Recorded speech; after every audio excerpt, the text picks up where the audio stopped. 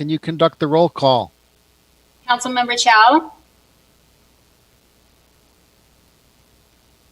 Hi, here. Councilmember Sinks. Here. Councilmember Willie. Here. Vice Mayor Paul. Good evening, I'm here.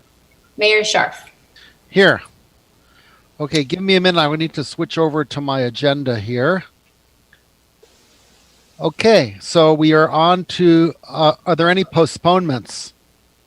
No postponements, Mr. Mayor. And we have no consent calendar. So we are on to ordinances and action items. So the first item is the urgency ordinance imposing a moratorium on evictions for non-payment of rent by tenants impacted by the COVID-19 pandemic. So before we discuss this, can we have our city attorney provide some background on what the county did today and if this ordinance is still even necessary at this time?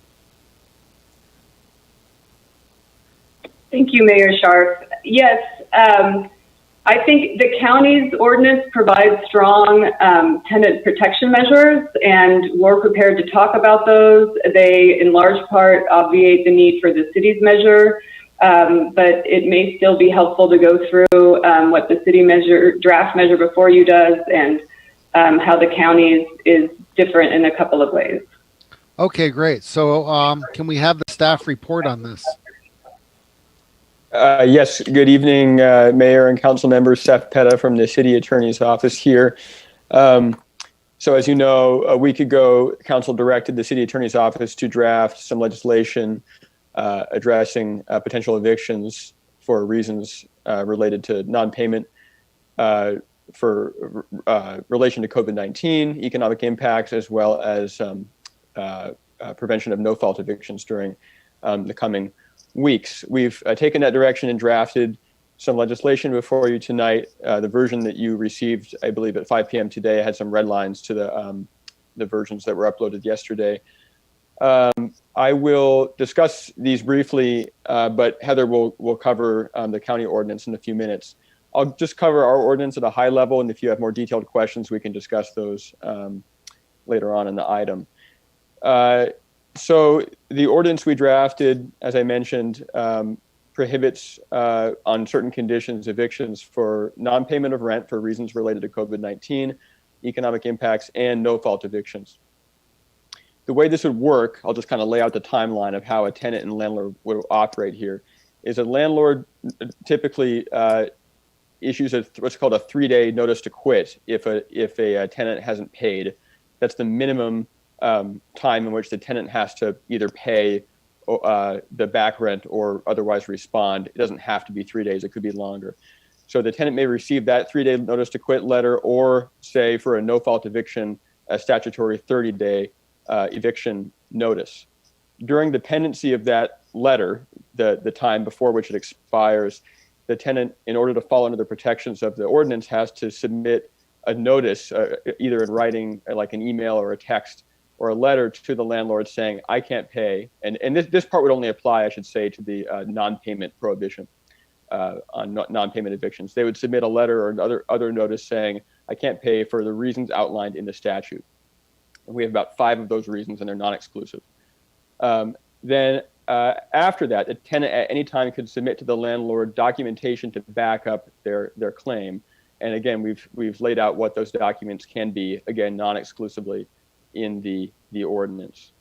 If the landlord decides to go ahead and file an unlawful detainer and prosecute it against the tenant, that documentation, assuming it's been submitted to the landlord, creates a rebuttable presumption that the tenant cannot pay and therefore falls under the protections in the statute. So it's effectively an affirmative defense against an unlawful detainer action.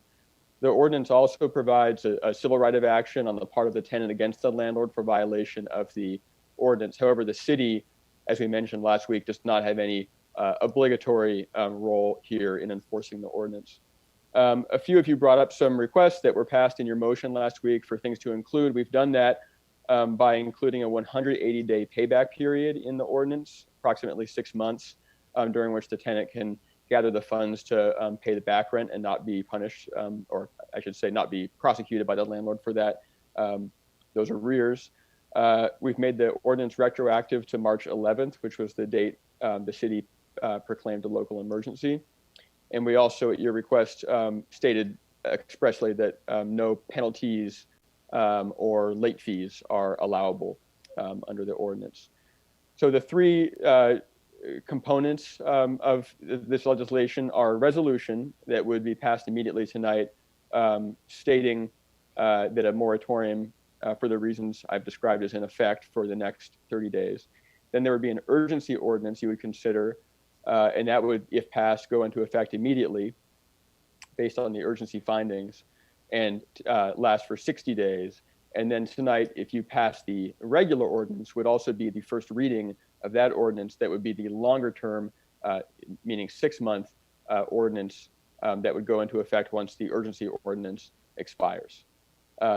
I mentioned that the resolution stating the moratorium would be in effect for 30 days. The point there is that it could be reinstated every 30 days. I'm sorry, I'm going to correct myself, every 45 days. We made a change there that you'll see in tonight's edits. We made sure it extends for 45 days. And so the council would have to consider at each, after that time frame, whether to reapprove the resolution and keep the ordinance and moratorium going forward.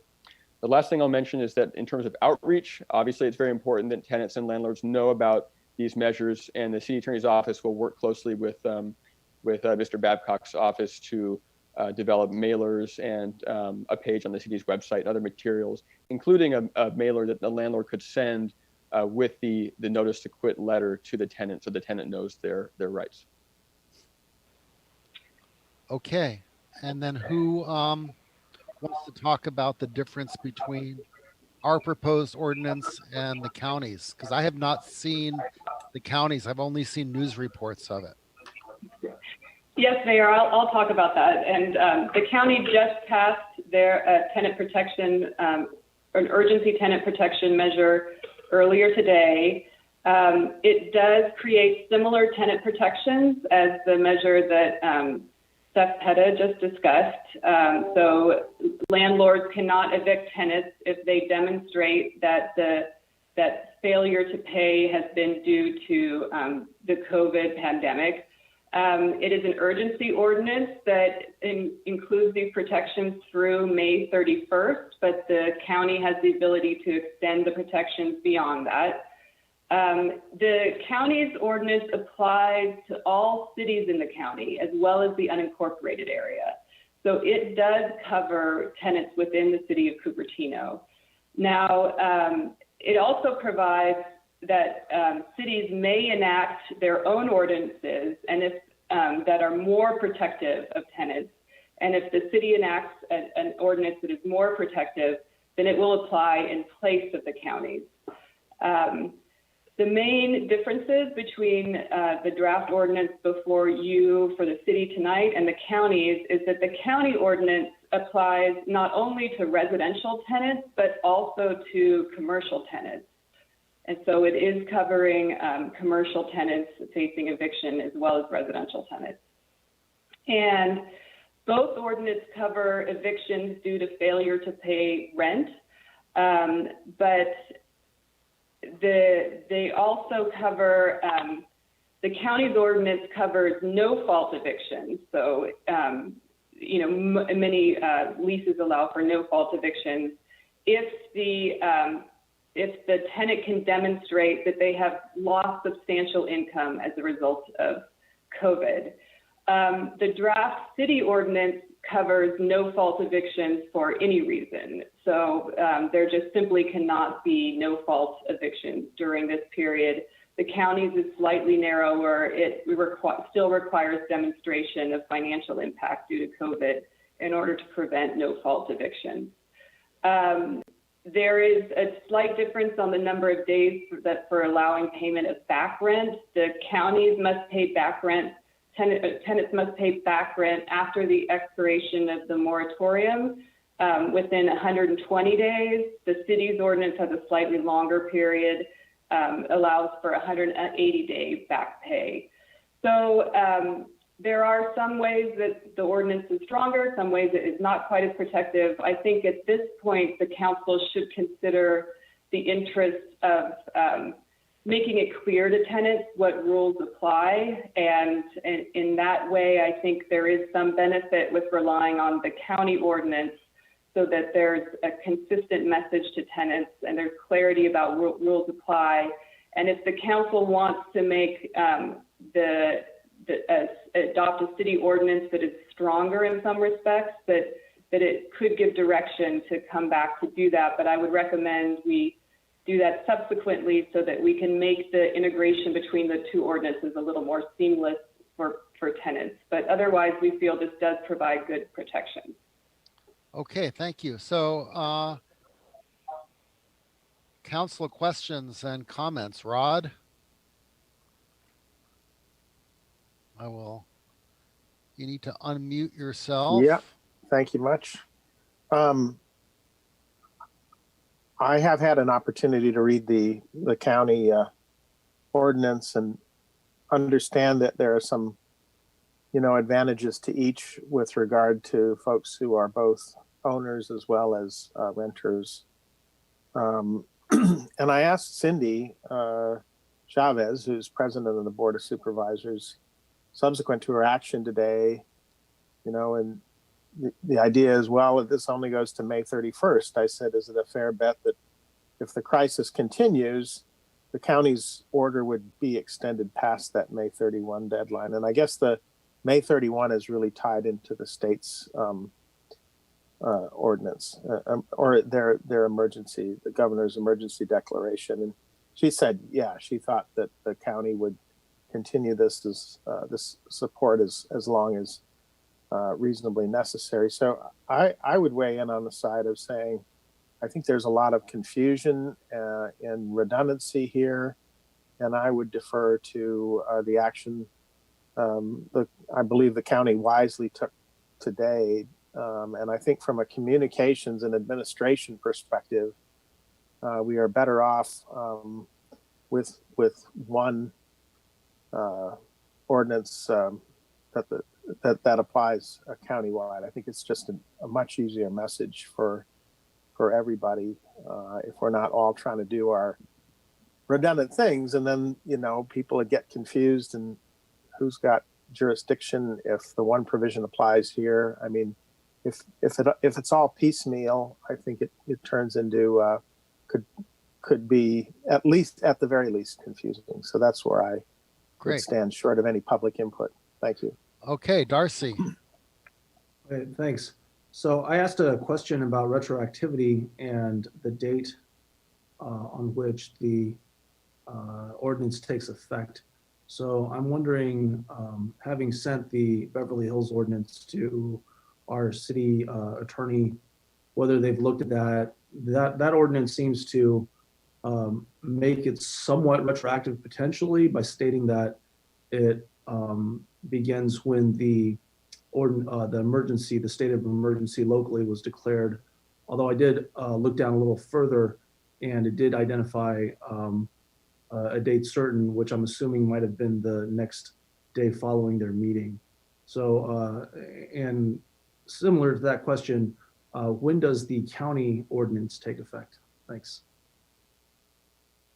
Okay, can that be answered when the county ordinance takes effect? Is it retroactive as well? I can answer Okay. the question as to I believe the question was first about what the city ordinance, the proposed ordinance, does as regards retroactivity. Is that right? In any event, the date that we've gone back to there retroactively is the date that the city proclaimed a local emergency. So I think that's consistent with the Beverly Hills example that the council member provided. And I think I'll turn it over to Heather for the analysis of the county measure, or I can look it up. Okay. Can you guys still hear me? Yes, we can hear you, Mayor. Okay, great. Okay. Yeah, the county ordinance becomes effective immediately, and I believe it would apply. No evictions may happen as of this date going forward. Okay. So, I was thinking about this earlier. For most tenants, the rent is due on the 1st and it's late on the 5th. So is it a big issue if it is not retroactive to the date that we declared the state of emergency. We discussed this when drafting the proposed city ordinance a bit, and I think your analysis is pretty accurate, Mayor. I think some gaps could be created if under certain landlord-tenant agreements the rent were not due at the first of the month, which could be the case in some instances. Right, but even if it was due on the 15th, the person was probably still paid up to about then anyway. So I think it's still pretty safe to go with the county ordinance. But okay, the next person to comment is Councilmember Chow. Let me unmute you. Mute. Okay, you're Yeah. unmuted. Okay, go. So it mentioned that the obligatory duty to enforce any city ordinance, if it's different from county, we won't be enforcing it. So what will happen is, I guess a person A will be suing a person B, and then their attorney would have to try and figure out the difference between the county and the state and the city ordinances. Is that true? So we are adding the confusion to There's no both state parties. ordinance though. There's no state ordinance. That's correct. The ordinance is primarily enforced as a defense to any unlawful detainer action that is brought by the landlord. And so, yes, that will have to be worked out in court, which ordinance would apply. So it might be applicable to some people, limited people, but only useful if they have money to go to court. And yeah, I think I'm leaning to. No, that action is usually filed by the landlord and can be defended without an attorney. But if it's that confusing, I'm guessing. Yeah, I think I'm leaning also let's not complicate things. So the difference is ours would be retroactive, which may not be necessary, and we might be providing assistance funding anyway. And another thing is 120 days versus 180 days. I actually read that this Mountain View Voice article about the county ordinance. One council member from Mountain View said they are actually concerned about this extended period when they don't have to pay rent, because then by the time this is over, they still don't have money to pay rent, and then we are just kicking the ball down the ramp. And so what they say is more important is to have mitigation programs that help them manage payment so that they are not just paying zero. They should pay as much as they can so that their obligation later will be reduced. So it's better if they negotiate a certain partial payment for themselves. And I heard, I talked to a landlord also. She said that some of her tenants are only earn enough money to pay their existing living expenses and rent.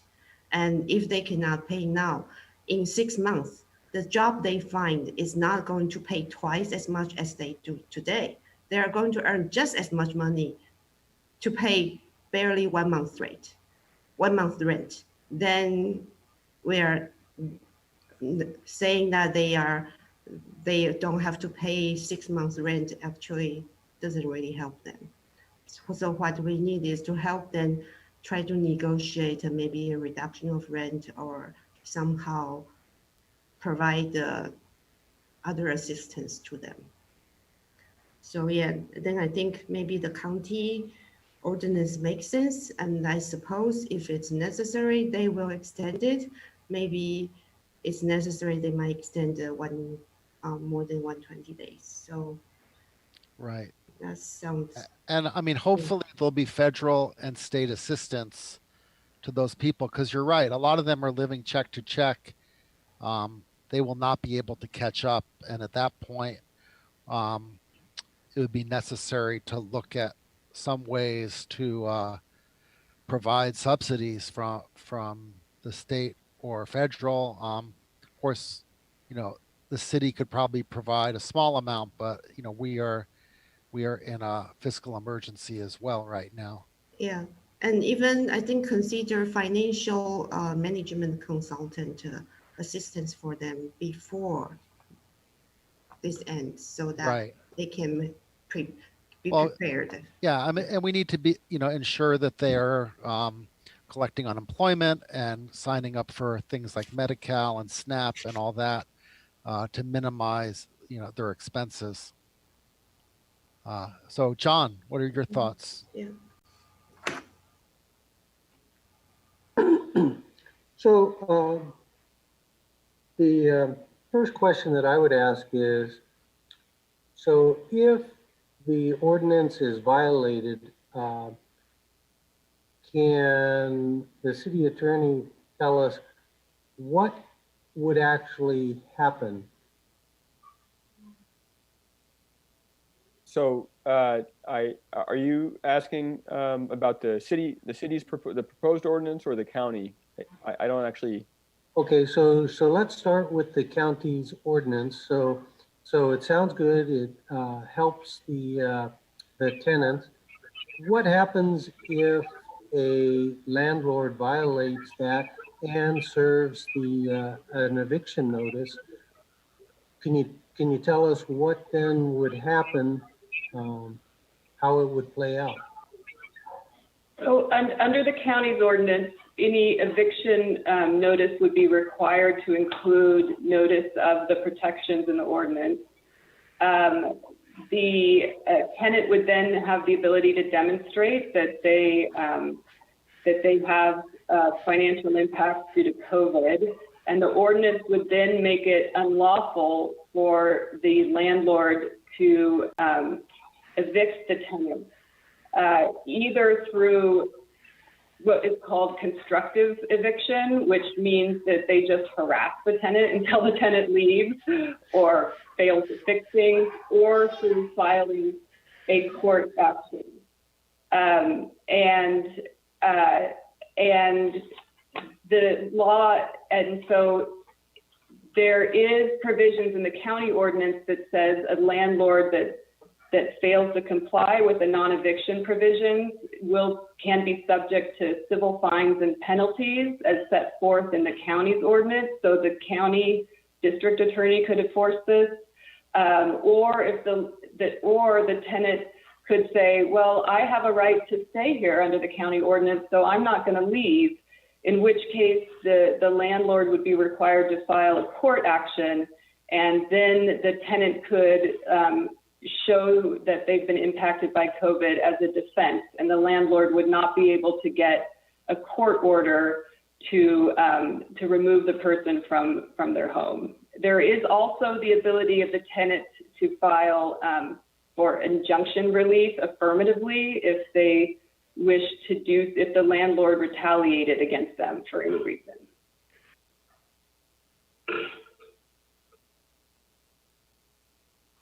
So there's a number of different measures to enforce the ordinance. So I'm still trying to figure out how the tenant knows what to do and whether or not then ultimately how we at the city could help them. They receive this eviction notice in the mail or it's taped to their front door. What you've described makes perfect sense, only they wouldn't know how to mount that type of defense. Where do they go? What do they file?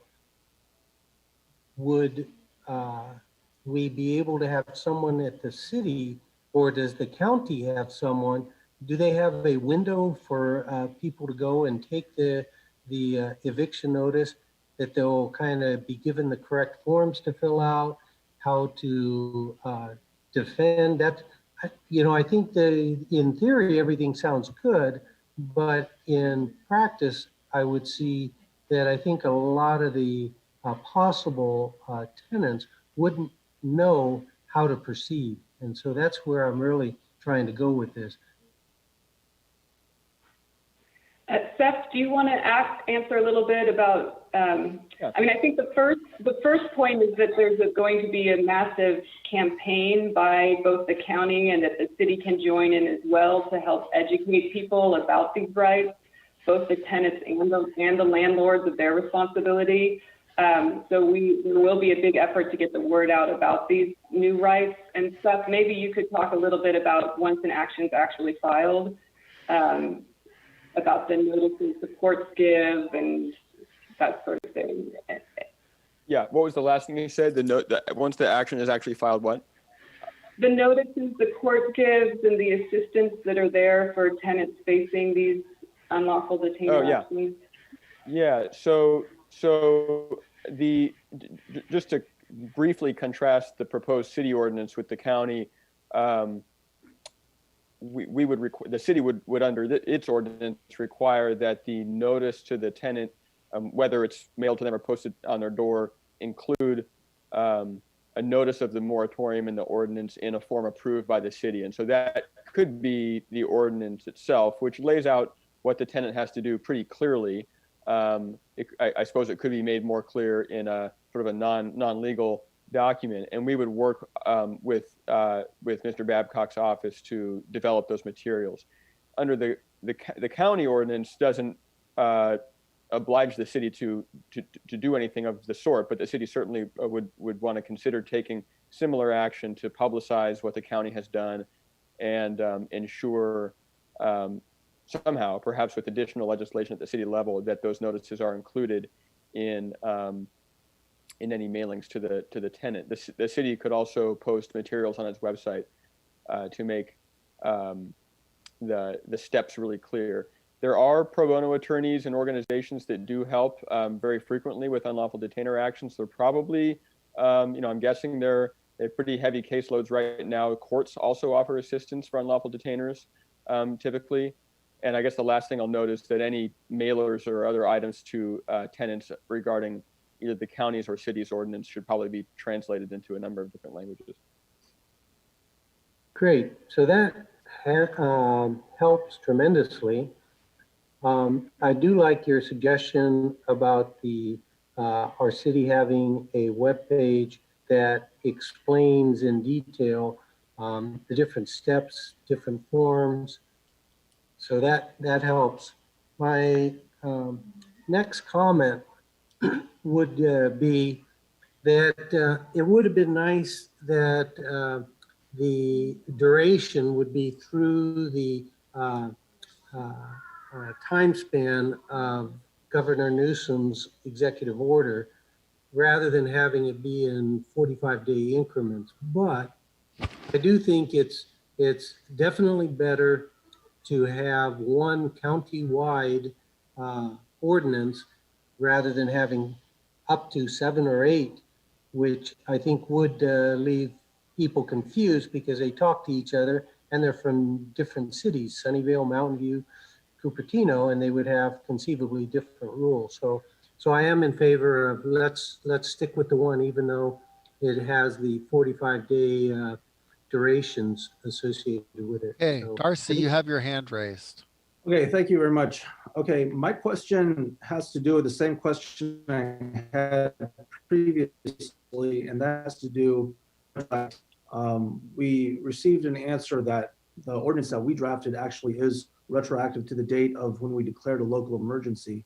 But I'm reading section 3 of attachment A, and it states in section A of that section, this ordinance is effective immediately and shall expire within 60 days after its adoption.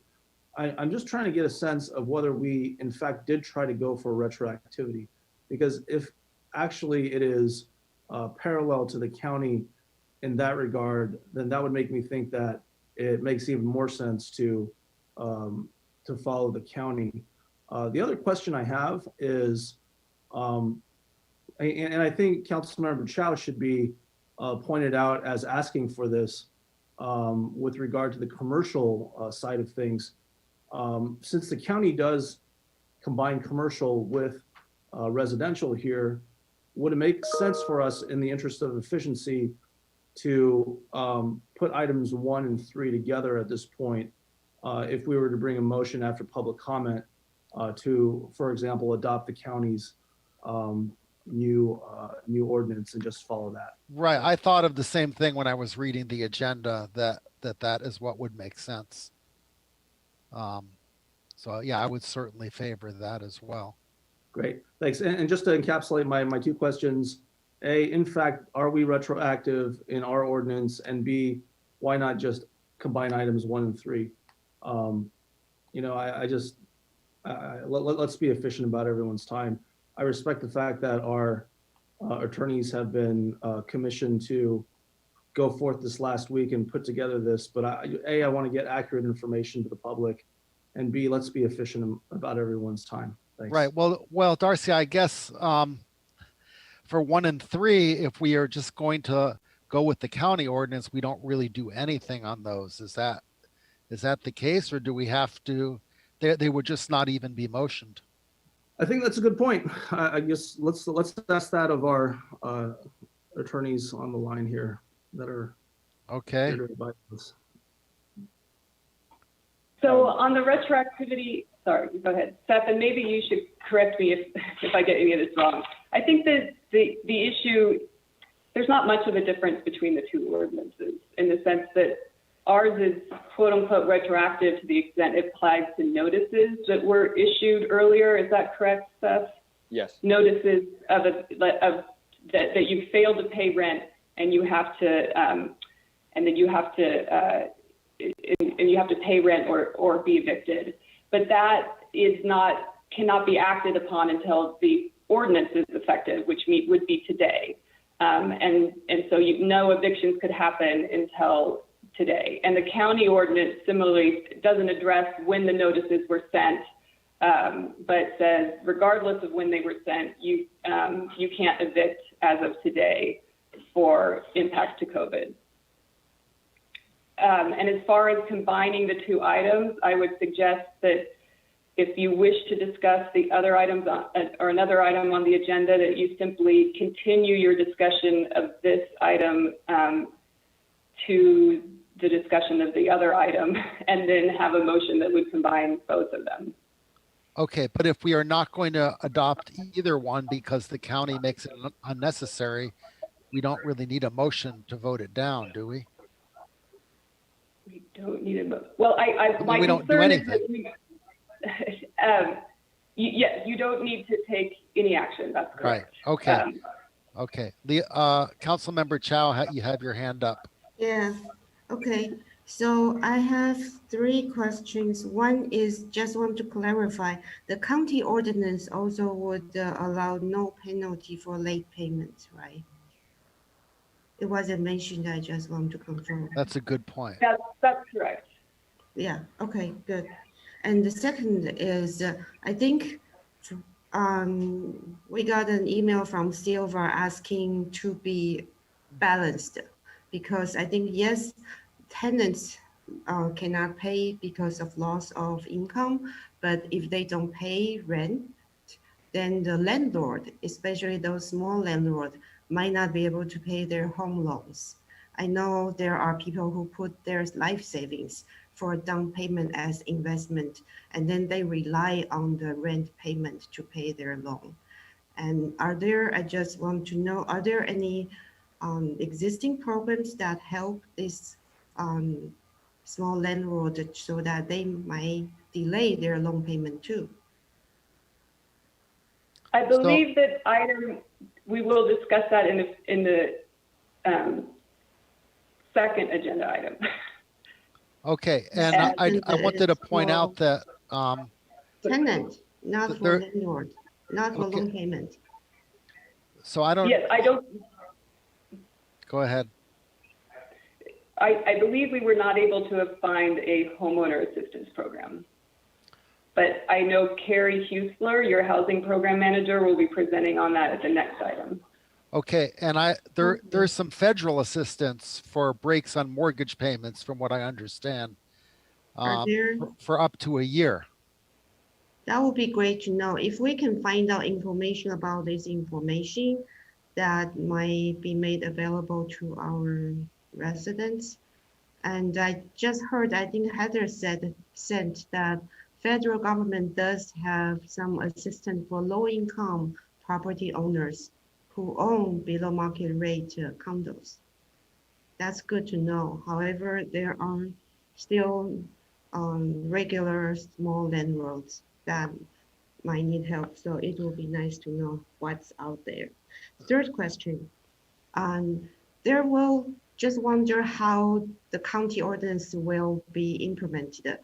Are there going to be a negotiation on partial payment as much as possible so that the landlord at least receives some payment for their costs? Because landlord will still have to maintain the property, fix everything, even if they don't receive rent. So how does the county ordinance have anything to provide that balance so that it's fair to both parties? Yeah, the county ordinance allows for negotiations and partial payments. It doesn't mandate that occur, but to the extent that it is not excusing rent payments, it is still in the tenant's interest to pay what they can when they can, because they will ultimately be liable for the full amount of the rent. So the county ordinance allows for negotiations and partial payments, but it doesn't mandate them or set up a process for them. I see. I understand the Sacramento ordinance from the email sent by Silva that they would only allow reduction in rent in equivalence to the amount of income loss the tenant has. So if they have loss of income of one certain amount, then they are allowed to only reduce rent by that amount. That seems to be nice. I don't want to have new rules here, but I think it would be nice if the city provides certain advices or good thing to have, so that even though it's not mandatory, but then it's better if negotiation happens and then the partial rent is paid as much as possible. Right. So I would also point out in listening to the news reports about mortgage payments, it seems like the lenders are more than happy to extend the terms of a mortgage. So your payments just go out another year or whatever. That's very different than for renters who, would really have no way to catch up. So, while I'm concerned about the property owners, it does seem that there's both federal legislation as well as, the lenders really probably do not want to foreclose during these events. I see my chat thing flashing. What does that mean? Oh, okay. Thank you. So yeah, good point, Rod. So I think we can move on this. Can we move on? It doesn't seem like there's any appetite for enacting our own ordinance, and we just want to go along with the county ordinance. Mr. Mayor, you should take some public comment if there are any. Oh, okay. Yeah. Are there any public comments, Kirsten? Yes, I have 2 comments. Okay. Do you want to read them? Sure. First one is from the Bon.org Bay Area Homeowner Network. Dear Cupertino Mayor and City Council, while every one of us are suffering this COVID-19 crisis, we urge the City Council to not consider this urgent moratorium, since both the federal and state have already passed similar laws. There is a waste of resources for the City of Cupertino to have a triplet law. It will do nothing good. Instead, it will further confuse renters and property owners while their life is already very stressful. The city shall focus on providing real help to your residents and small business owners to help them through this difficult time financially. Many rental property owners, especially mom and pops, are also struggling. Since we have to keep doing all necessary repairs and maintenance, paying our property taxes and mortgages while our rental income are not guaranteed due to this crisis. We believe rental property owners will act in goodwill and try our best to help our renters to survive, since many of us are already offering rent discounts and freezing rent increases. Please save your time and efforts on other important things and let us work without renters. We are all in this together. Thank you for your consideration. Jenny Zhao, President, Bond Representative. And Okay. I have one additional. Okay, well, I just want to comment on that one. Good points, except the federal and state governments have not passed anything for renters. The state explicitly stated that they would not do that. So it's really the county that has done it. Essentially the same thing that we were considering anyway. So go ahead with the next one. Okay, this is from Mina Young. Dear City Council, the California and federal restrictions are already in place. City moratorium is not needed. Thanks. Mina Young, small property owner. Okay, well, yeah, that comment additionally is not accurate, but in any case, is that it for the comments? No further comments, Mr. Mayor. Okay. So I think we can move on to agenda item 2, emergency assistance funds for tenants at risk of evictions due to the impacts of the Novell coronavirus. So can we have a staff report on this?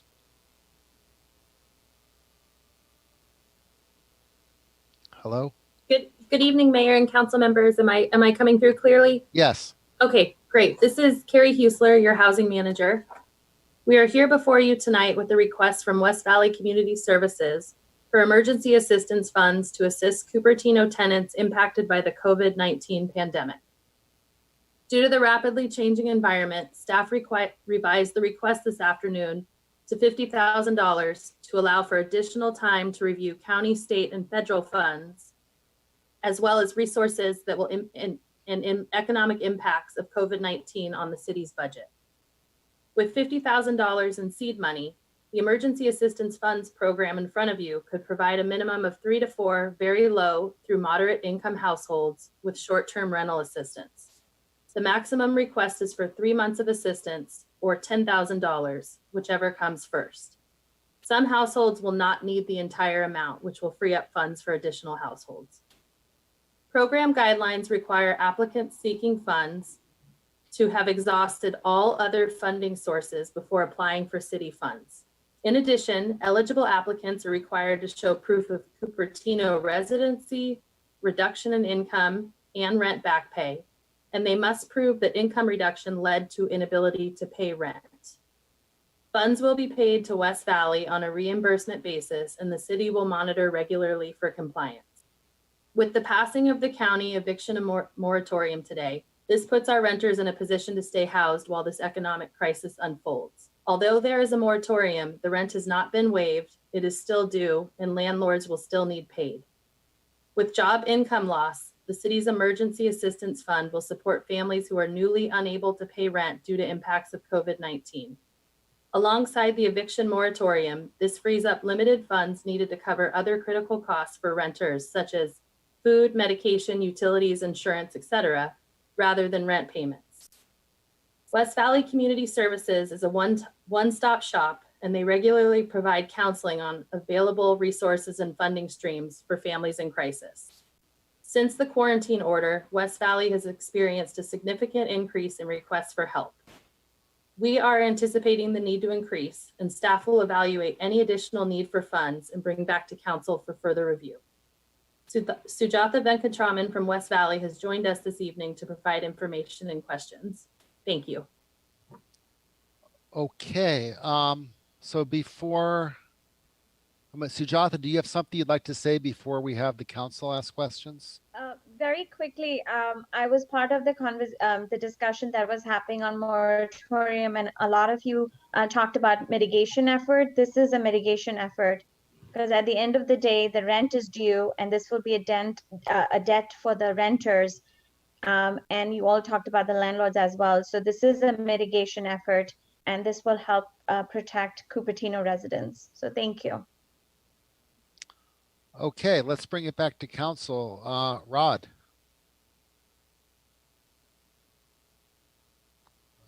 Let's unmute you. Okay. Thank you. So what I think I heard you say, Carrie, is that we would be able to, with $50,000, help 3 to 4 renters for 90 days. Is that correct?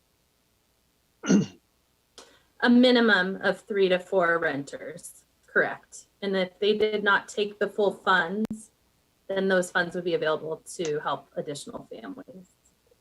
So what we're talking about is, and where would we get this money from? Which of our funds? Thank you. Good question. So we looked at the current city's Housing and Human Grant Services funding sources. We have 5. And of those 5 that will be coming before you on April 21st for the normal housing grant cycle, the 2 eligible sources we could use immediately would be the General Fund Human Services Grant or the Below Market Rate Affordable Housing Fund Public Services piece. And both of those have a limit. And so council would need to provide direction on how to access those funds, whether we allow a one-time use or whether we increase those funding sources to accommodate for this ongoing. And we're looking at a 25% overhead on this as well, right? Correct. Yeah. So I mean, I'm interested in public comment. What I would simply observe is that the crisis is liable to be much bigger than this, and we as a city could be hopeful about the federal government coming in. For example, if block grants would be provided by the federal government, they could provide major funding for this. Maybe what will happen when the stimulus bill comes along is this will come through the state and the county. I don't know, but it feels to me like the need is liable to be much bigger than 3 to 4 renters for 90 days. And I'm having a tough time thinking about if I apply first, I've exhausted all my sources, and now out of our general funds that everybody's put in the city, we're looking at 12,500 or 16,700 per household. That's a significant amount of money, and my concern is fairness, right? So for this amount of money and the amount of overhead in us administering this program, I have some real questions about whether this is an effective step to take. I would also observe that if we have an eviction, I think we've decided by default that we like the county's plan. Monies aren't due until 120 days after the crisis is handled, and I think that we can expect with, I think, great certainty there will be funding coming from the federal, state, and county by various means. And it feels to me, because of the fact that, May 31st count 120 days, we have that coming, that we ought to review this concept in several months, when we know we are toward the end and we see actually how big the need is. And then at that time, right, if we want to spend city's funds, I think the fair way to do it would be, understand total need that's not met by government entities, other government entities, and the role we could play. Maybe the role isn't to spend $50,000 like this. Maybe the role is to, provide individual assistance at our senior center or wherever we're doing this, to help people apply for the monies that come from federal or state or county programs. So that's at least my thinking, but I could well be influenced if there's public input. Thank you.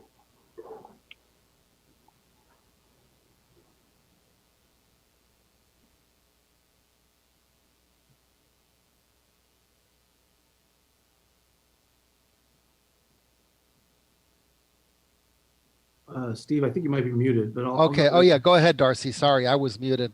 Sure. Yeah, go ahead. You had your hand up, and then we go back to Sujat, who has her hand up.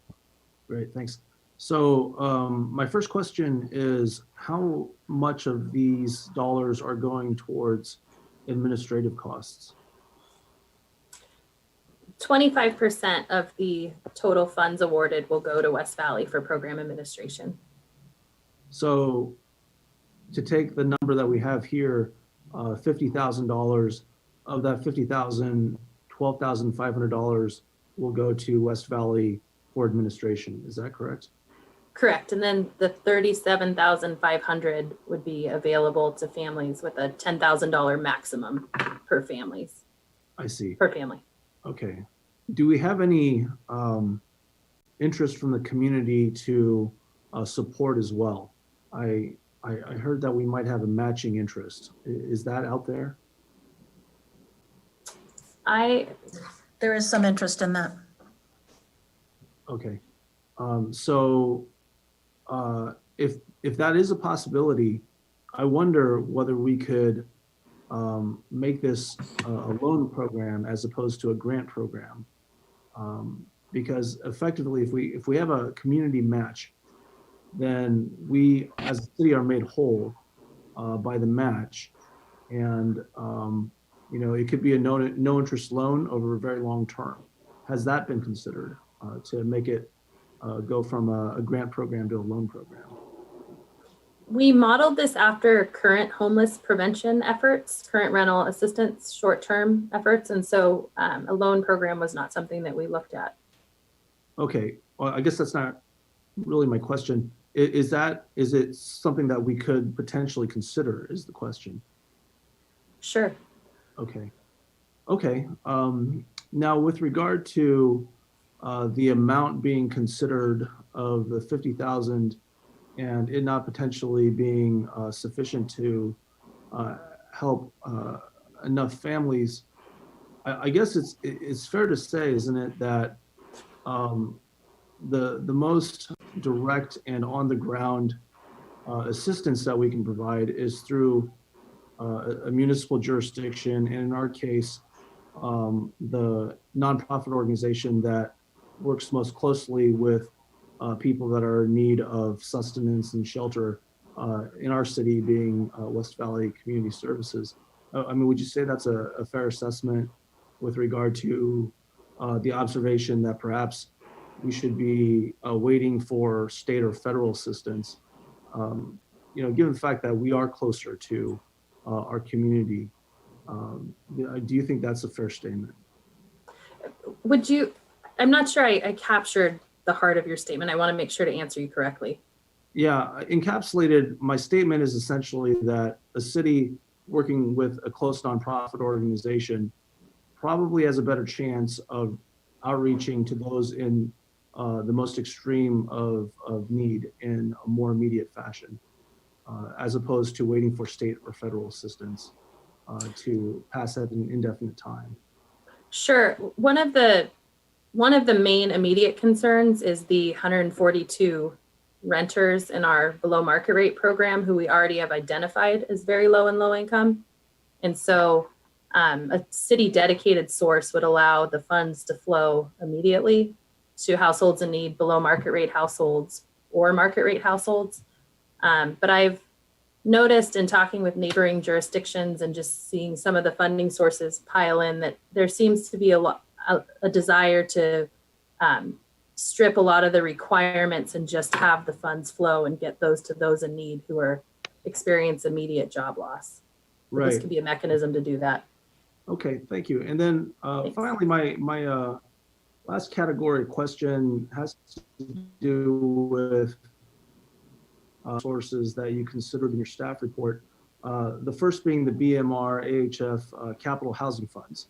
And just to summarize those are essentially our impact fee funds on development.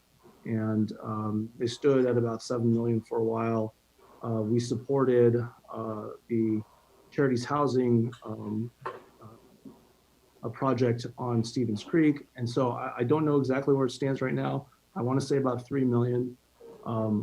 but at the very bottom, it says, due to the current development restrictions and loan requirement, this funding source is not available for immediate use for the Emergency Assistance Funds Program. Now, let me just break down those requirements. It seems like the requirements for this money is that A, they be used for development, and B, they be used on a loan basis. Is that an accurate summary of what those requirements are for the use of the money that we're describing here? Yes, with also the addition of rehabilitation of affordable units. Okay. So it is- development or rehabilitation. Got it. So it could be not just building new homes, it could be rehabilitating older homes. Is that correct? Yeah, so the current below market rate affordable housing funds are going to West Valley for rehabilitation of Vista Village, and then also to Maitri for rehabilitation of a transitional housing program for domestic violence victims. Okay, so here's my question. What is defining those constraints upon how we use that money? Is that something that the city council defines? Is that defined on a federal level? Is it on a state level? Or is it something else? Currently, those are the requirements we've released in our NOFA on a competitive basis. And so I can look into that further as to how we could access those funds. The path of least resistance was the below market rate affordable housing public service piece that we carved out, same pot of funds, but we already allow those to be used for homelessness prevention or for low income uses. So it's getting at the same money. It just, we've already demonstrated that this would be an eligible use. So it's both coming out of the $6 million fund of mitigation fees. Right. So remind everyone what NOFA stands for. Oh, thank you. Housing and acronyms. Notice of funding availability. And so we release our notice of funding availability for all housing grant and loans annually. And the Housing Commission just reviewed those at their March 12th meeting and made recommendations for the next fiscal year, which will be coming to council April 21st. Okay, so let's go ahead and answer my original question here. Is this a municipal jurisdiction definition of requirements? Is it federal or is it state? Now, if we're issuing the notice of funding availability, that is something that we're controlling as a municipality. And so it would seem to me that the funding described here in funding source number 1 in your report is something that we as a jurisdiction can be adapting. Now, I don't know how long the process would take, but if that's correct, I would just like to know if that is the case, as well as what your estimate would be for getting that process changed, or those requirements changed so that we could, in fact, perhaps even make something even more significant. If there's a loan requirement that we keep on there, maybe we could have even something like $250,000, something like a $500,000 pot. If we do indeed have a matching contributor in the community, I think could be used to really good effect if we're talking about providing no interest, very long-term loans to various members of the community. Sure, I believe it's a city imposed restrictions on the funds, and I will look into that. Okay. To understand the mechanism. Thanks very much. Thank you. Mute. Thank you, Darcy, and I will mute you. So when I read, it's my turn now. So I read the title of the or the subject is Emergency Assistance Funds for Tenants at Risk of Eviction Due to Impacts by the Novell Coronavirus. So I'm having a tough time here because due to the county ordinance on evictions, there really are no tenants at risk of eviction due to the impacts yet. And I brought this up before last week, that same thing Darcy brought up, that I would really prefer that we do long-term zero interest loans as opposed to grants that will only help a few tenants. I I also have a little problem with the 25% overhead. And the other issue, since the county ordinance is in effect, I don't see the downside in waiting for the federal, state, or corporate assistance since no one is going to be evicted. Now, Sujitha mentioned some other needs, food, medicine, that kind of thing.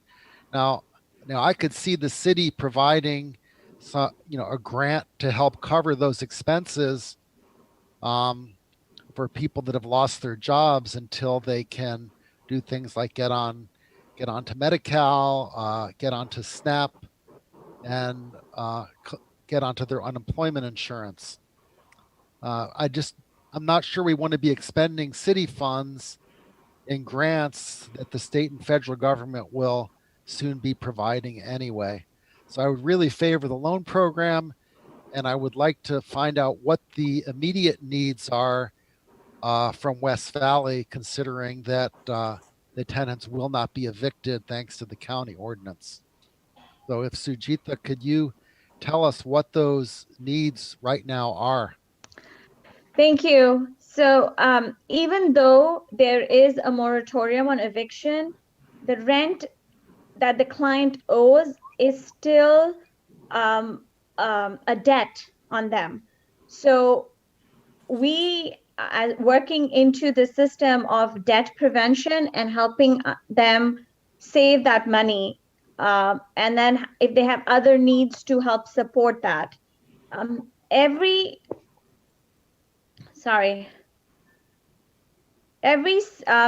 So the need right now that we are looking at, since last week, we have received about 50 phone calls for rental assistance needs. Even with, and this is all across, and even today, even after the moratorium was relatively new, but we continues to get phone calls for rental assistance because people have lost their wages, and this would be another debt they'll be carrying with them. So that's with that. I know a lot of you brought up the administrative costs, so I don't know if I can go. I had some comments, so should I just go ahead with my comments, or should I hold back after you finish, Mayor? No, go ahead. So I mean that, the 25% admin fees, I can work with Carrie, the staff, and that's negotiable for us. Just wanted to make a general comment that the need for this assistance is now. Federal and state government money will come in, but they come with a lot of strings and a lot of administrative paperwork. Every single neighboring city has put in money to support their residents. It is time that Cupertino looks at it and supports its own residents. Mountain View has put in money. Sunnyvale has. We've had conversations with Town of Los Gatos and Saratoga, and they're all looking at an emergency fund from their city funds to look at it. Right. So I mean, we I'd need like to look at something. Okay. I would like our city manager to weigh in. And I mean, I think what we really want to do is collaborate with the other West Valley cities that are part of West Valley Community Services and come up with a plan for funding, because it sounds like none of the other West Valley cities are committed yet. And I think if we work together with those cities, it'll be better, because then we can also work with the corporate partners to see what matching funds we could get. And what you said is true, that if they don't pay the rent, they will go further into debt. I mean, they will not be evicted. But that is something that, it's not instantaneous. We have a little bit of time to work with all the cities and to work with major corporations and see what kind of money we can come up with. So Deb, can you fill us in on what's been happening with your conversations with other cities? Yes, so I had a couple of conversations today. I still have to reach out to a couple more cities.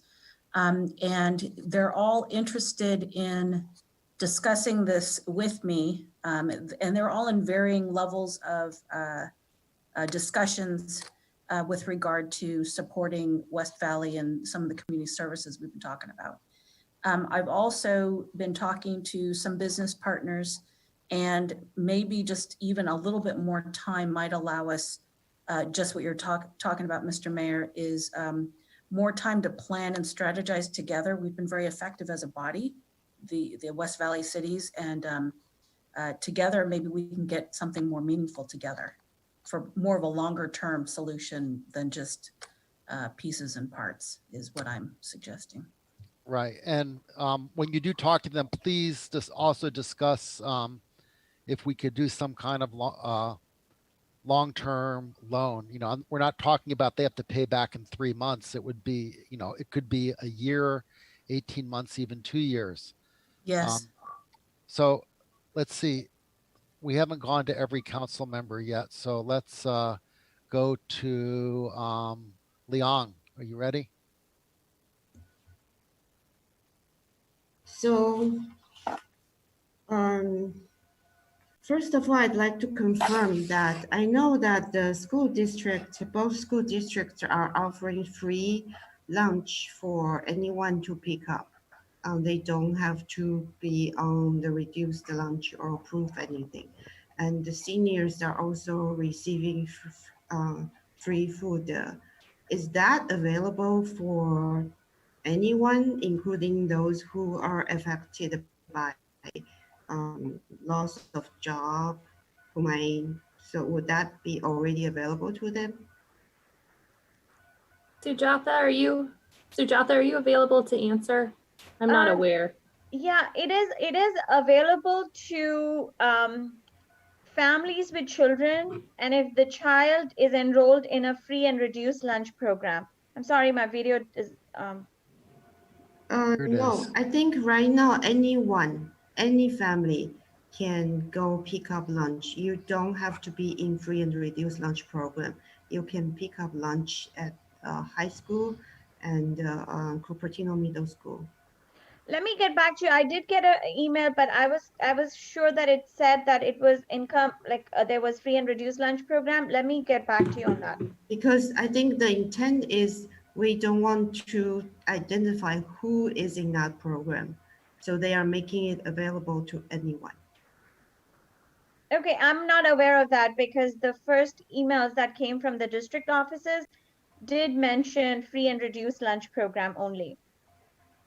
And then as I understand, seniors are also getting this free food program. Is that true? That has not started yet, and we are working.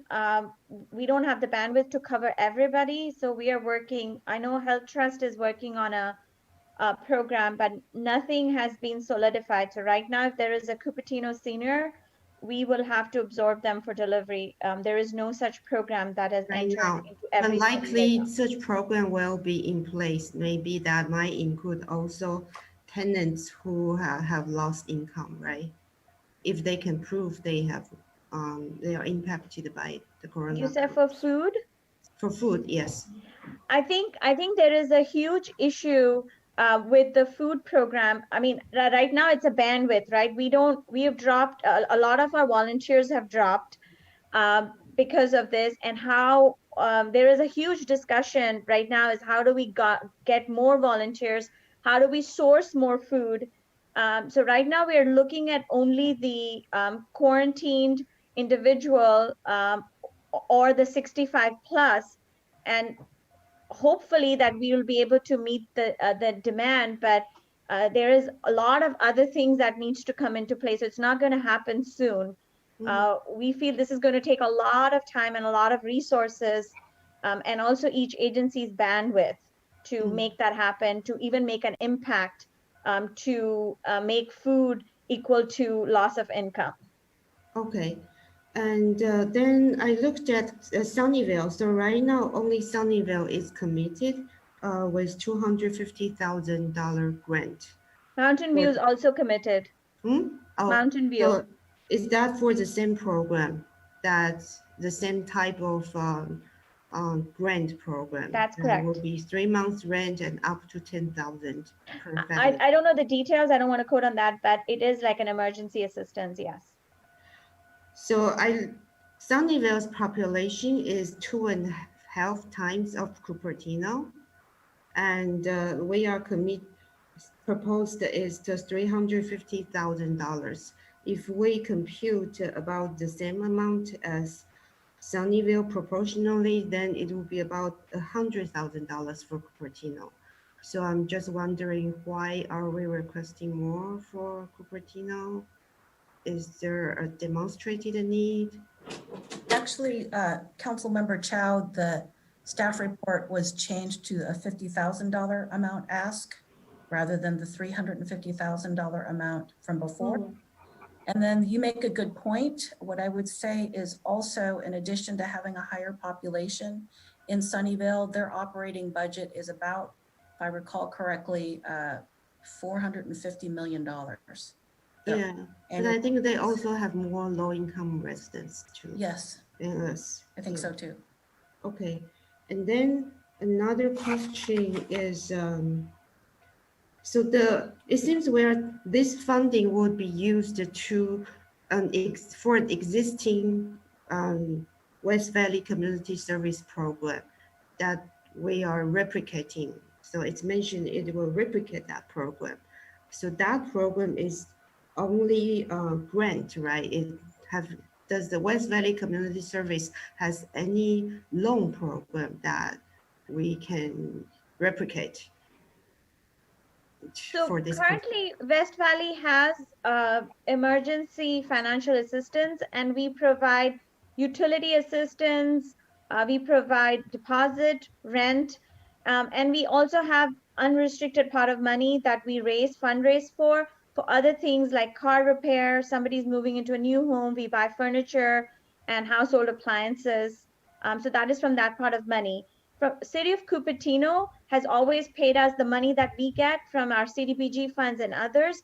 I just staffing cost. We try to leverage other funds from United Way and other sources to provide these financial assistance for Cupertino residents. So we have been serving Cupertino residents for all these years, and this is a program that we can easily replicate for the current crisis. But you don't currently have any experience managing loan program, right? The loan program, no. No, okay. If I may, I wanted to add to how Sujatha mentioned that all of our funds to West Valley through the Housing and Human Services Grant Program go towards staffing. That is because the CDBG requirements for emergency assistance funds are so strict that even before this pandemic, they required more documentation of homeless folks for food pantry than even the county did. And so we have been in conversation with HUD trying to reduce that paperwork, but it's just, we couldn't move the needle on that. So we provide them with staffing to run those program funds for staffing. And then they use a different pot of less restricted funds for emergency assistance. And so that's why the CDBG funds would not be ideal at this time unless they come out with less restrictive pots of funds specific to this, but we don't expect that. County actually has a program that they just had that right now has gotten $11 million with a lot of donation from various companies. And so with the county fund, does that mean someone will have probably apply for the county fund first? And if they couldn't get it, then this fund will help them. I can respond to that. So the county fund, it's called the COVID Financial Assistance, and we are a partner agency. The administrative agency is Sacred Heart Community Services. So what that fund is, that anybody in the community who is facing a crisis can apply for that fund. So and they will probably cap it at some point, and there is very clear eligibility requirement. So there is no guarantee that a Cupertino resident who needs that fund can get it. Okay. I can also add that the Destination Home Fund serves up to 80% area median income. Is that correct, Sujatha? That's correct. And the proposal for this city fund would be up to 120% area median income, which would be moderate income. So it would also, open up the gap for helping with our workforce and for the folks that are currently, it's the same income bracket as the folks in our ownership program, although they're not tenants, just. Sorry, remind one everyone. last Okay, finish up, question. Leon. You've gone way more than 5 minutes. Go. Okay, one last question regarding the 120% AMI. According to the table on page 5 of the staff report, 120% for a family of 4 would be making $157,000 a year, which is actually pretty good income. This kind of income, likely they will have savings or even a pretty good 401k retirement fund. So it seems this program only checks that they lost income they lost job at this time, but we are not asking them whether they have savings to pay for the rent, or even they have my own stock, but then they don't want to pull it out to sell their stock to pay rent. And then we are using our city fund. Our city fund is tax dollars from everyone, so we do need to be careful. We are helping people who actually need it. So does the program check savings, stocks that people own, any other assets people own before we decide to help them? So just like the city's below market rate housing program, we have limits on assets, and we can make that as part of the program guidelines. Sujatha, do you currently do that in your emergency? Currently, we have these guidelines in place. There is documentation that we ask. We do a budget. We ask them for all their bank statement, their income. So that's not changing. It's not just a check that we are writing because they come to us. So we have streamlined it for COVID. Everything has become online. There is ways we are accepting the documentation, but there is documentation. So we are asking for all the paperwork. Good. So you do ask for assets. Really, these are clients who really went into this crisis. So I can, to give you an example, like a BMR resident who had a crossing guard job has lost that income, and he would be the one calling us right now. And there are people who had jobs, like a lot of people who are childcare providers and childcare, they are calling us because they cannot run their business and they live in Cupertino. So it's real, and they do provide us the savings too, their statements or bank statements to prove to us what their financial status was before. So I think, especially if we are expanding to 120% of AMI, which for a family of 4 makes $150,000 a year, I think for this income bracket, we need to make it a loan, because likely they will be able to find a job and repay us even in 1 year or 2 years time, but then they should.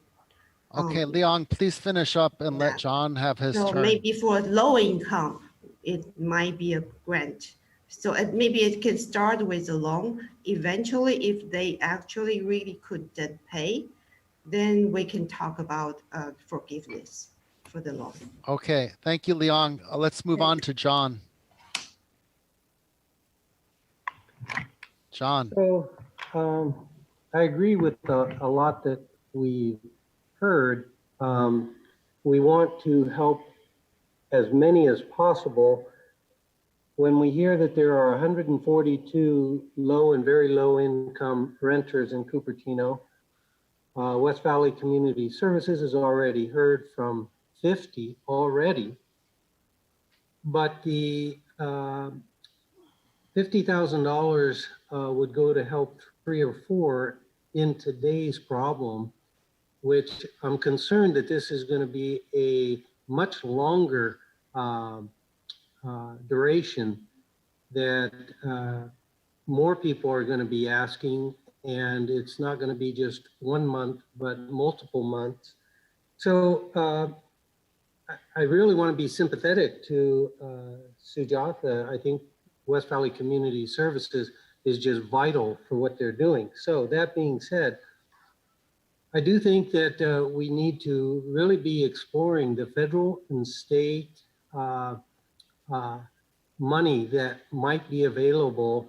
Sujatha said it usually comes with strings and it's difficult, but I think we need to really use our expertise in the city to help facilitate addressing those strings. Maybe we can't make them go away, but we can definitely, I think, help pave the way to getting much more money than say the 50,000 that we might be doing. So then I have the question to our city manager, and that is, so this is something that Carrie's already been working on. Sounds great. It's not a current work program. Do we have staff that can be dedicating a portion of their time for this crisis that's in place in terms of getting the information on what's coming from the federal, from the state? How can we help remove the strings? I'm thinking that West Valley Community Services doesn't have attorneys and lawyers on their staff to help that.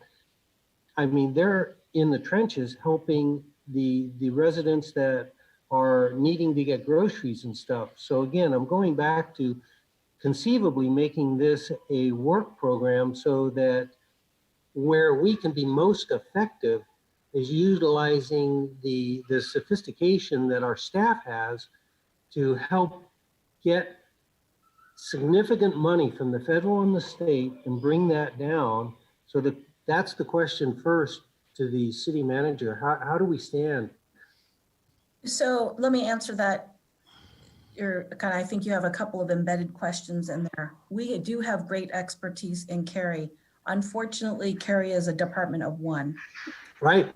Now, we could probably, hire some consultants. The question really becomes, to support her, the question really becomes whose role is whose, right? Right.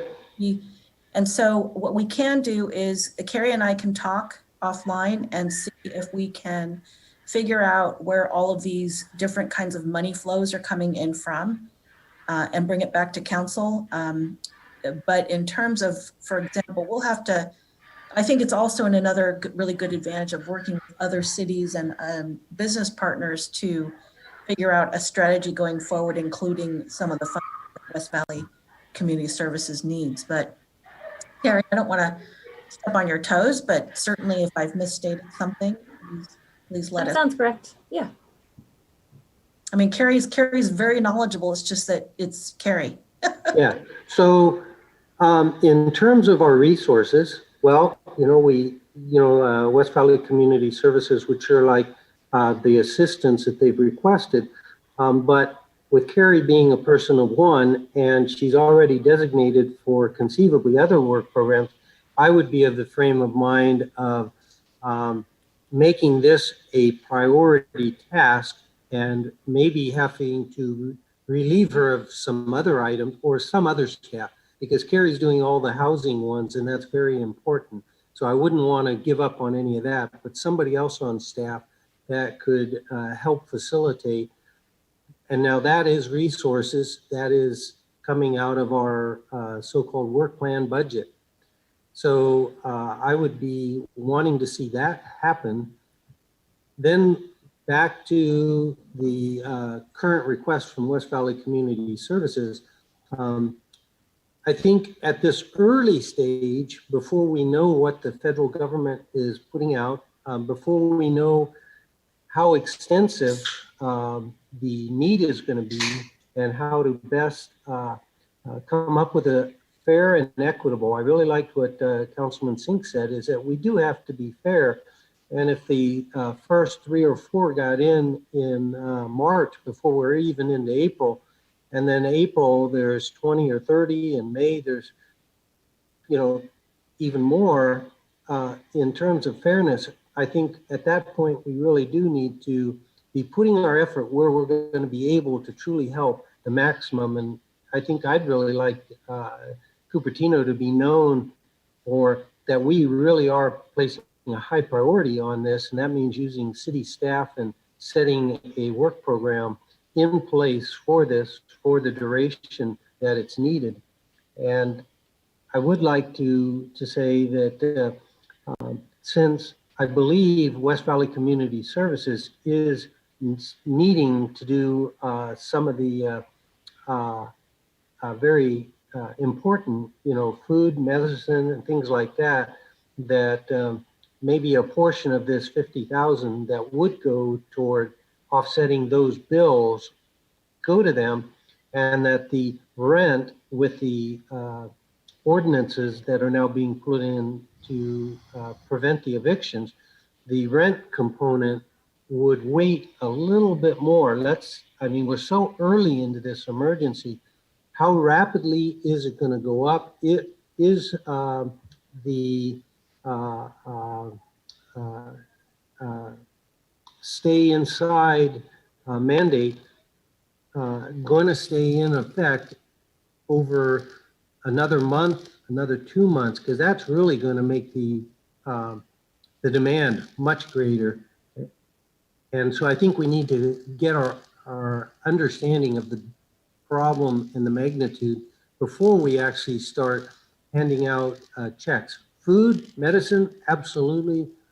Use some of this money for that, and go on record that we are going to be trying to address the federal and state money, which I think from watching the news, Governor Newsom, he is trying to get that kind of money freed up. Washington is working on this 1.5 or $2 trillion, what would actually get down to our level.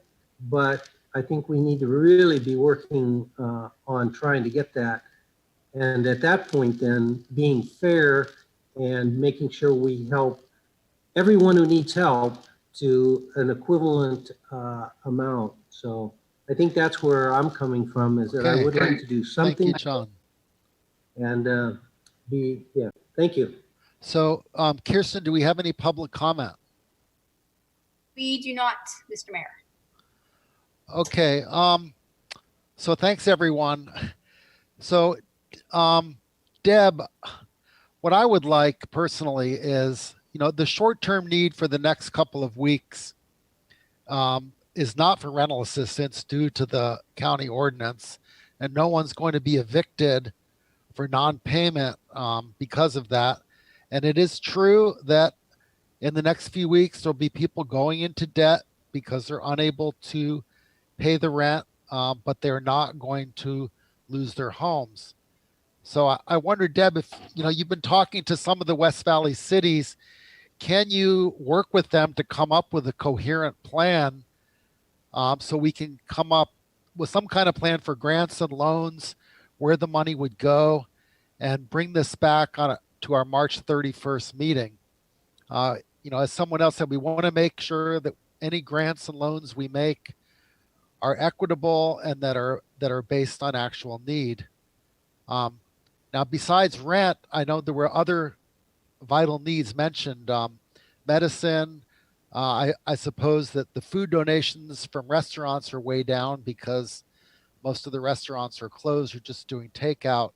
So if Deb, you could work with West Valley and find out beyond rental stuff, what are their immediate needs in terms of funding, and work with the other West Valley cities to come up with that. I mean, we could certainly provide money for those other immediate needs while we're waiting to see what the federal and state governments are doing in terms of rent relief. I'd be happy to do that. So does anyone else want to weigh in on that that idea? Go, Darcy, go. Yes, I'd just like to say that I would be in support of the original monetary ask of $350,000, particularly if we do have a match from the community. If it were a loan program, I think that 25% for a grant program to divvy out $37,500 to essentially 3 to 4 families at a price of $3,000 to $4,000 for each allocation I don't see the justification in that. However, if it were a loan program, I can most certainly see why administration would be needed. I think we should be looking at a much more significant push from multi-jurisdictions as well. And this is going to be probably a very significant need. But I agree that it's going to require a bit more thinking through in order to do this properly. Thank you. Yeah, thank you, Darcy. And yeah, I've always favored more of a loan program, and yes, for the residents that are, making very low wages, it's going to require a very long repayment period. We may never get repaid, but we'll get some of that money back to use for future programs. So again, I would like Deb to go out and work with, unfortunately, we're not having our West Valley mayors and managers meeting this week because, of the restrictions, but, you can still meet with those city managers and come up with a plan here. And yeah, 350,000, if it's loans, I would have zero problem with that. But 50,000 to help 3 or 4 people that are not going to be evicted anyway, I would have an issue with that. Anyone else raising their hand? Rod. Thank you. I would so move, Stephen, and second your motion if that was a motion. I think that the other thing we're going to really need to assess is what cutbacks we have to make. We in city government are reliant on certain sales taxes. In our commercial sector, we are also reliant on our TOT, our hotel tax. So all these revenues are going to plummet for the duration of the crisis. And all I would do in adding to your motion is maybe bring it back when the city manager is ready. I know she feels a sense of urgency about this too. I'm not sure next week gives her enough time, but come back as soon as possible. And also, help us understand what the impact of our general fund is going to be as a result of, I don't know if we can do it on a per week basis or a per month basis, but we ought to get some understanding as to how our general fund will be impacted. Yeah, that's a good point. Also, what expenses that the city has can we put off that we would normally spend in good times? Yeah. Public works because projects. I think we all want to reach out and figure out how to help those who are going to be impacted. Frankly, right? It could be city workers if we have to make large budget impacts, and I think we also want to consider them as important stakeholders for monies as frankly our treasury is hit, as is. I know we're having these discussions at the Air District as well. What are we going to do with a substantial workforce that we need to provide for? And I consider that a high priority. Great. So Deb, do you think 1 week is enough? We're having another meeting on the 31st. Well, let me give whatever I can a shot, and at least at the 31st, I can provide some update. But yeah, not only what other cities are willing are able to contribute, but what kind of matches that we have a chance to get from our local business community. Yes, sir. Mm-hmm. Yep. Okay, and then I see Leong has her hand raised. Whoops, okay, there you go. So, yeah, I think Rod, it makes sense that we will be facing significantly lower revenue for the city. And I agree with Stephen that I don't think we at least this time should be using city money to help with rental assistance. However, I do support a grant for West Valley Community Service of about $55,000 to provide emergency fund for those who are in need. But I assume they might need this for food, for medical supplies, for other things, but not for rent. But at the same time, and also I don't want this fund to be used for those making 120% AMI right now. I think we should explore possible loan programs for those people with a higher income bracket between 80% AMI and 120% AMI, and maybe get matching fund from the companies. For example, I think Silicon Valley Trust has programs that they get funding from companies and then provide loans for people. So maybe the cities can work together with the companies to have a zero interest or very low interest loan for people who actually have good income earning ability, but they just need to go through this time. And then I think a loan makes sense. Okay. Let's see. Anyone else have their hand up? I have to go back to the meeting. I'm reading the ordinances. Okay. Councilmember Willie. Did you have your hand up? Yeah. So I like what Liang was saying there. And so I would like to ask Sujatha, where does West Valley Community Services stand right now in their day-to-day cash flow for the needs that are needed, the food, the medicines, the people that are coming in? Are you okay for a day, a week, a month? Have you run out? Can you please tell us what is your need for those critical items? So as for food, we in the past have never purchased food in the food pantry because we've always gotten donations from local stores and the food bank. So we are purchasing food right now, or we had put in the order for purchase of food, but we are not able to source any of that food because Smart and Final and Safeway don't have the food.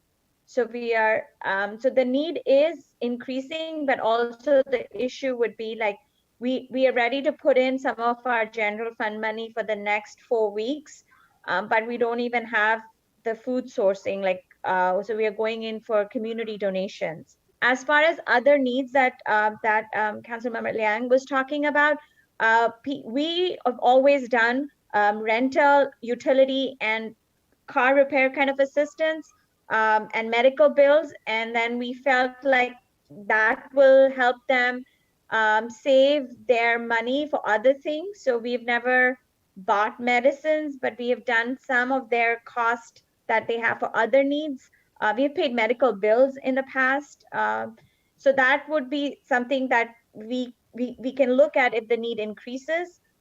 So we are, with the current funding that we have, we are good for 2 weeks. But if the need increases, then we will be going out, and we are doing active fundraising at this point too. And the community is supportive. So you mentioned that you can't buy food at Safeway or Smart and Final, but so are you trying to buy food at retail outlets, or are you ordering food from distributors? All of it. All of it. Okay, so food is a huge need right now. We, like I said, we are willing to put in the money to buy food, but we're not even getting the food because every order that we've put in, they have said that they are going to wait for another 10 days to process it. I see. So you don't like send people to like Costco or that kind of store to buy large quantities of food? Yeah, we've done that too, but nobody Okay. has like volumes of, like, they won't allow us to get 50, even 50 like chicken breast or 50 tuna. There's all restrictions everywhere. Okay. Sujatha, can I ask a question? This is Deb. Sure. Just a question though, if in fact you could get a source of food, whatever food you need for the pantry, about how much is your weekly burn rate in terms of cost? With the cost right now, it's about 5,000 to 10,000 per week. Yeah. Okay. Okay. Does anyone else have their hand up? Okay. And there's nothing from the public, right, Kirsten? That's correct. Okay. So the resolution, I don't even see how we could vote on it anyway, because it would be directed for tenants at risk of eviction, and there are not tenants at risk of eviction because of the county ordinance. We really would need to come back the next meeting with a resolution proposing money for loans and grants, whatever Deb works out with the other cities, as well as emergency funding for West Valley Community Services for things like food. Personally, I'd certainly be willing to vote for $50,000 grant to provide funding for the food bank to purchase food. I'm not sure how anyone else feels, but that would be a resolution proposal we can bring back at the next meeting.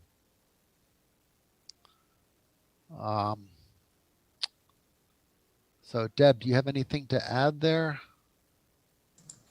I don't. I think what you can do though is, I'll check with procedurally. I think you could move on to the third item and then maybe consider all three things together because they're all kind of related. Okay, right. I almost forgot about the third item because Don't we need to make a motion for the second item if To make a right, if somebody wants to make a motion for this. but then I don't know, right? I'm okay with the amount, but then I'm concerned with the use, right? Well, no, the resolution is for a specific use. It's for Yeah, so then tenants at that risk means of we eviction, need, so we can't really even do that. No, we can't. how do we, can I cannot. make a motion to provide $55,000 Oh. for West Valley for non-rental assistant use?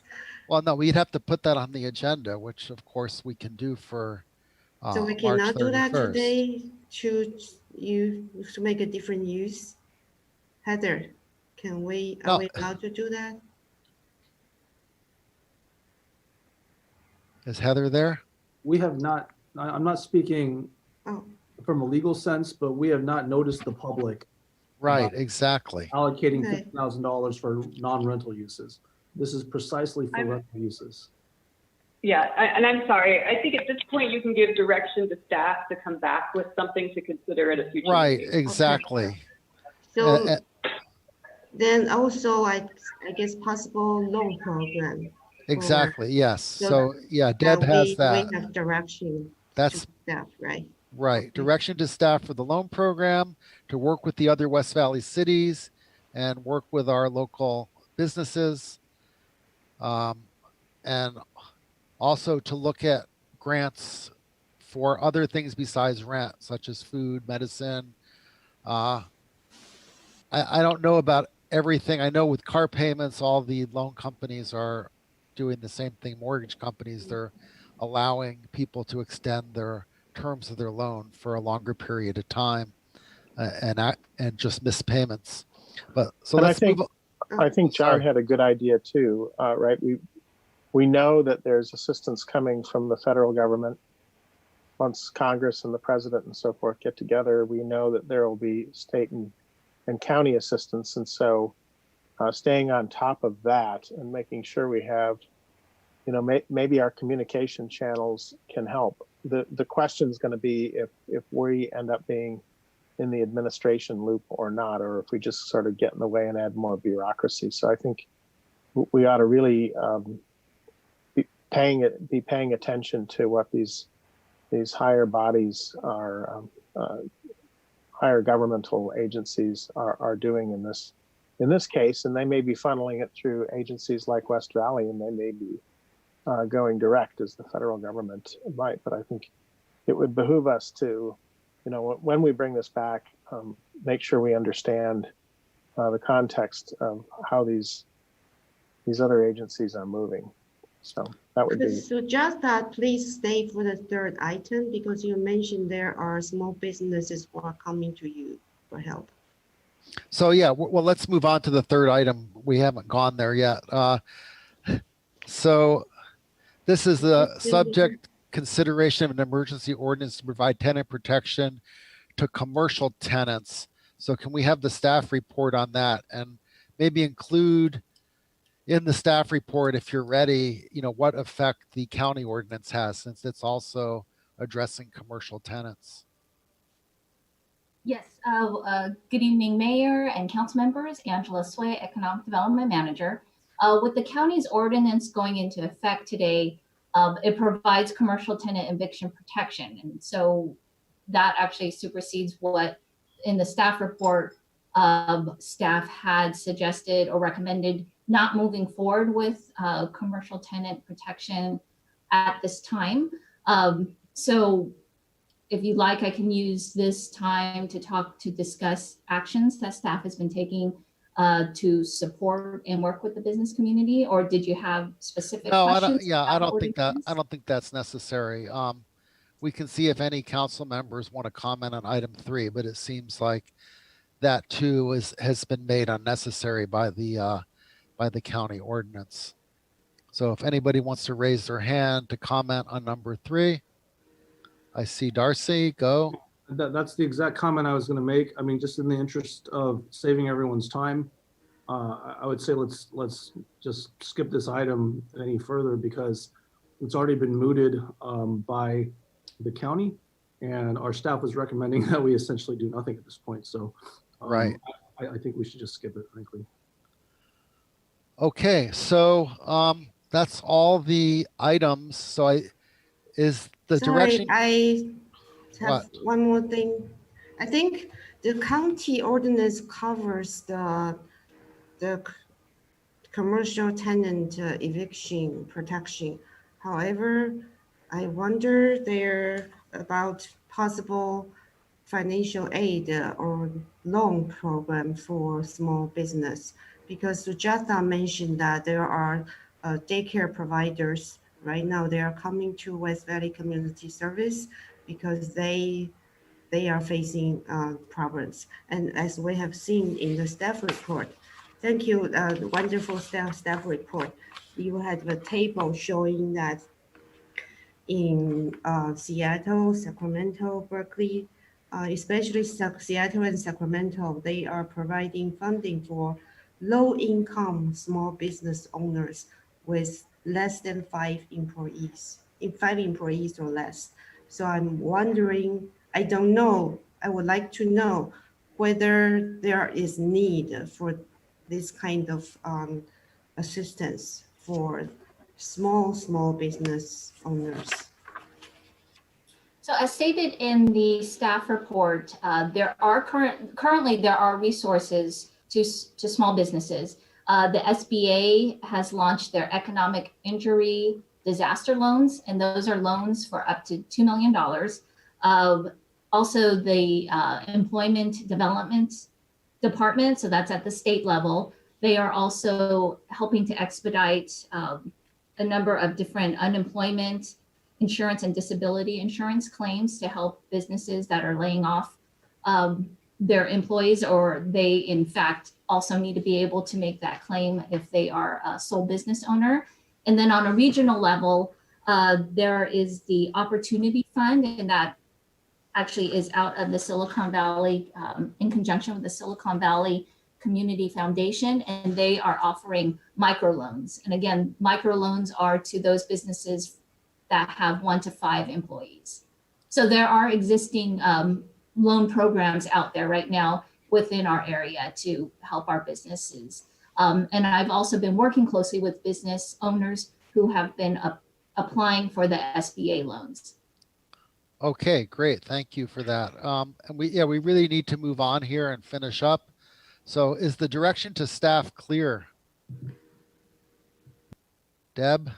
What I hear, council is asking me to, within whatever period of time, preferably by March 31st, bring back a possible program with other cities participating, as well as corporate partners, to look at or to implement a loan program for rental assistance perhaps, and perhaps have grants available of some amounts for other things other than rental assistance, or somehow look at the rental assistance in two different swatches, maybe some rental assistance as loans for higher income and grants as lower income. Look at the possibility of a $50,000 grant to West Valley Community Services for food.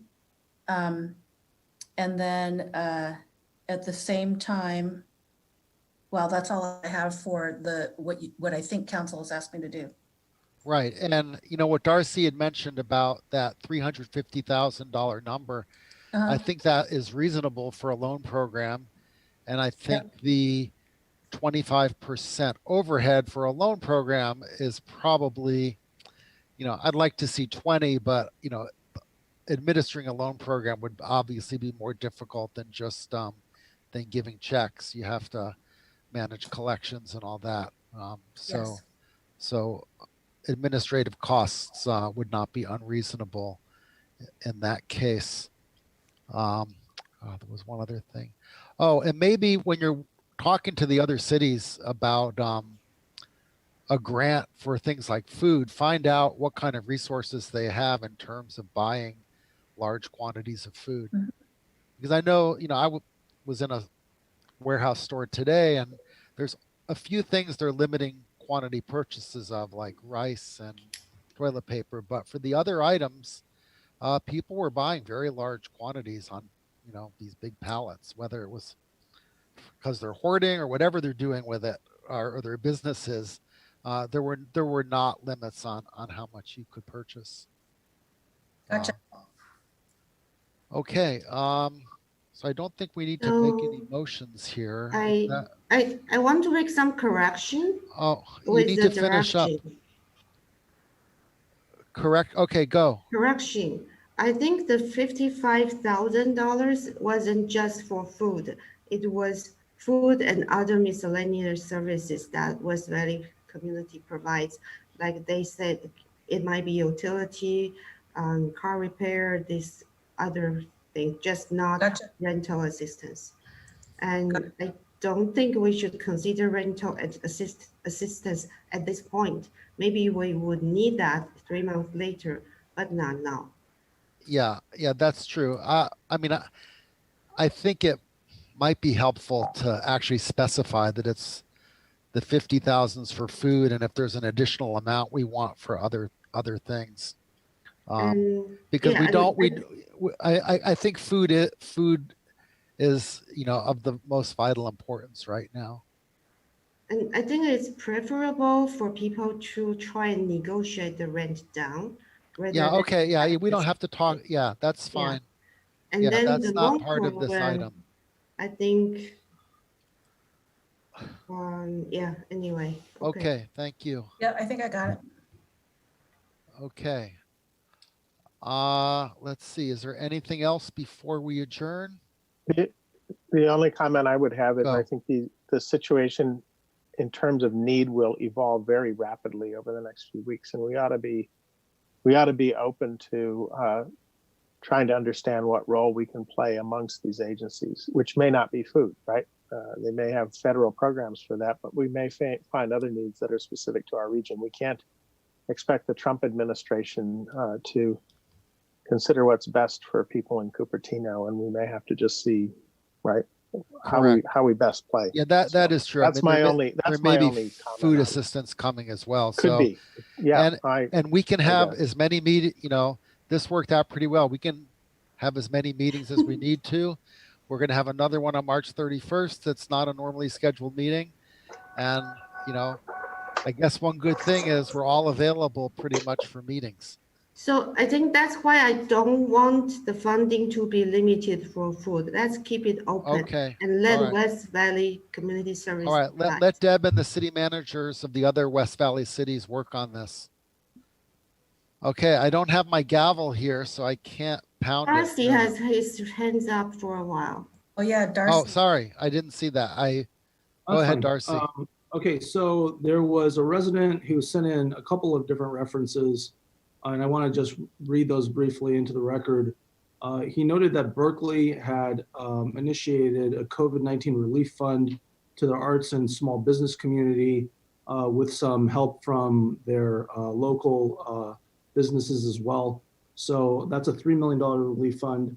And then in a separate email, one of the ideas he had, which I thought was really good, and I'll just read this applicable part, quoting, "Many residents are willing to purchase redeemable vouchers in advance to help our local small businesses.